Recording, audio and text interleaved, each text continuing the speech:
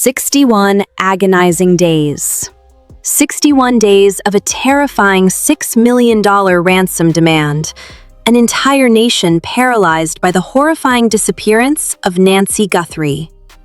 But what if I told you that every single thing you've been forced to believe on the news is a massive, sickening lie? What if the crying, the begging, and the ticking clocks were nothing but a perfectly orchestrated smokescreen? Tonight, we are ripping the lid off this investigation. A top, world-renowned hostage expert has just broken his silence, and his chilling verdict is going to shake you to your core. Nancy Guthrie was never kidnapped for ransom. Prepare yourselves, because the dark truth that is about to be revealed is far more twisted, far more sinister, and infinitely more dangerous than anyone ever warned you. You are not ready for this. To understand the absolute magnitude of this deception, we have to look at the story we were all spoon-fed by the mainstream media for the last 61 days. We were told Nancy Guthrie was snatched in the dead of night, held captive by a ruthless, highly organized criminal syndicate, demanding a staggering $6 million in Bitcoin. The news cycle exploded. The family posted utterly heartbreaking videos, tears streaming down their faces, begging these phantom kidnappers for mercy. The entire world was watching, holding its breath, waiting for a hostage exchange that we now know was never going to happen. Enter Commander Dan O'Shea, a retired U.S. Navy SEAL and a veteran hostage negotiator who personally managed over 400 terrifying kidnapping cases in the deadliest war zones of Iraq. When this man speaks about ransoms, governments listen. But when Commander O'Shea looked at the Nancy Guthrie case, he didn't see a sophisticated cartel operation. He saw a catastrophic, glaringly obvious fake. He saw a desperate illusion. In real, life-or-death kidnappings, the absolute first rule is silence. Criminals contact the family directly, secretly, and viciously to extract the money. But in the Guthrie case, the very first ransom note didn't go to the family. It was sent to TMZ. It was sent to local news stations. Commander O'Shea immediately called out this absolutely bizarre, attention-seeking behavior. Why would a deadly cartel invite the FBI and the national media to the party before even making a deal? The answer is terrifyingly simple. They wouldn't. From day one, this expert knew the kidnapping narrative was a complete and utter fabrication designed to create a media circus. And sadly, the world bought it, hook, line, and sinker. The tension in this case finally snapped when the so-called kidnappers made their fatal mistake. We all remember the horrifying deadlines. February 5th at 5 p.m., February 9th at 5 p.m. The dates were burned into our minds, with news anchors warning of dire, unthinkable consequences if the $6 million wasn't transferred. The world watched the clock tick down, anticipating absolute tragedy. But then, nothing happened. Total, deafening silence. Commander O'Shea dropped the hammer on this glaring anomaly. In the criminal underworld, if a deadline passes without payment, the kidnappers escalate the violence. They send a horrific warning. They do whatever it takes to prove they are serious, because the victim is their paycheck. But in Nancy's case, the phantom kidnappers just vanished. Even more shockingly, there was absolutely zero proof of life. No secret photo, no voice recording answering a private family question. Nothing. Leaked insider reports from the investigative task force suggest the negotiation room was absolute chaos. An alleged leaked FBI memo whispered among journalists stated, "They aren't trying to negotiate. This is a one-way street. We are talking to a ghost." The family, acting on professional advice, utterly refused to pay a single dime. And why would they? You don't pay $6 million to an empty email address. But here's the twist that will make your blood run cold. If the motive was never money, then what was it? Commander O'Shea revealed the sickening reality. The ransom notes were never meant to collect cash. They were sent to distract the police. This wasn't a kidnapping for ransom.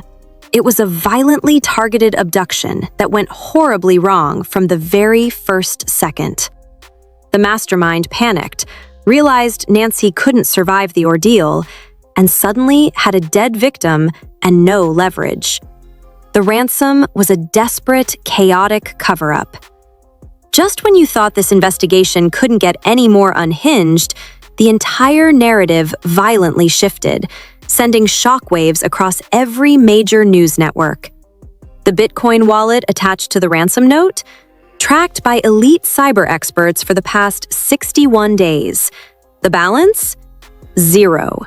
Not a single penny was moved. But while the public was still obsessing over the fake ransom, a second, mind-blowing note was leaked to the press. And this is where the story goes from bizarre to absolutely psychotic. This second note, sent through heavily cloaked IP addresses, didn't demand money. It contained an apology. Yes, you heard that right. A leaked insider source claimed the sender actually apologized, stating they didn't realize how serious Nancy's heart condition was and that she had gone to be with God. Social media absolutely erupted. The timeline caught fire. Was this a sick joke by an opportunistic scammer, or was this the actual perpetrator desperately trying to clear their conscience? Former FBI agents went to war on national television, screaming at each other over the legitimacy of this note. One faction claimed it was the ultimate proof of a targeted hit disguised as a kidnapping, while others swore it was just a twisted internet troll playing God with a grieving family. But the FBI wasn't playing games anymore. In a completely shocking escalation, they completely abandoned the ransom theory. They stopped looking at the internet and started looking at the back door of Nancy's own house. The task force quietly relocated. They deployed a massive billboard campaign across Tucson, not asking for information on a global cartel, but showing the face of a local suspect, a man who knew the layout of the house, a man who knew exactly which flower pots to step around. The media had been chasing a ghost, while the real monster was right in their own backyard. The internet is currently in an absolute state of meltdown. The true crime community, celebrity commentators, and armchair detectives have completely fractured, tearing each other apart over this massive deception. Twitter, TikTok, and Reddit are overflowing with furious debates, conspiracy theories, and pure, unfiltered rage. One viral Twitter thread with over 10 million views aggressively called out the authorities. So you're telling me the FBI knew the ransom was fake for weeks and let us believe this family was being extorted? The media played us for views. Another user furiously tweeted, "If a world-renowned Navy SEAL expert says it's fake, it's fake. Someone covered up a murder and used TMZ as their personal PR team. Wake up, people!" The division is vicious. Half of the internet is expressing profound heartbreak for the family, traumatized by the idea that they were given false hope by fake, opportunistic ransom notes over the last 61 days. The other half is furious, demanding accountability for how the narrative was manipulated. Influential YouTube commentators are dropping emergency response videos, screaming into their microphones about how the $6 million demand was the most brilliant yet evil misdirection in modern true crime history. Even celebrity news outlets are turning on each other. The very networks that pushed the ticking clock ransom deadlines are now furiously backpedaling, trying to scrub their sensationalized coverage from the internet. The sheer panic in the media industry is palpable. They realize they were manipulated by a killer who used their hunger for breaking news against them. The public trust is entirely shattered. Supporters are crying foul, haters are demanding arrests, and the sheer volume of chaotic energy surrounding this case has reached a boiling point. The internet is demanding a name, and they won't stop until someone is in handcuffs. But hold your breath, because you haven't heard the most terrifying part yet. Just hours ago, a highly classified whisper emerged from the private genetic genealogy lab down in Florida. The FBI isn't just looking at random suspects anymore. The foreign DNA recovered from inside Nancy's home, the DNA that completely shattered the fake ransom theory, is currently being matched. And rumor has it, this DNA does not belong to a random cartel member. It doesn't belong to a sophisticated hacker. The chilling, horrific final twist that Commander O'Shea hinted at might be coming true. What if the person who meticulously bypassed the security, took Nancy, and orchestrated this entire global media circus wasn't a stranger at all? What if it's someone deeply ingrained in the local community? Someone who watched the family cry on television for 61 days while knowing exactly where Nancy was the entire time. The Florida lab is inches away from confirming the identity. The fake kidnapping is dead. The hunt for a killer is fully activated. And when that name drops, it is going to break the internet in half. I am absolutely speechless, and I know you are too. The $6 million lie has officially been exposed. Now, I need to hear from you right now in the comments. Do you think the police knew the kidnapping was fake from the very beginning? Who do you believe orchestrated this massive deception? Drop your most explosive theories down below, because I will be reading and replying to every single one.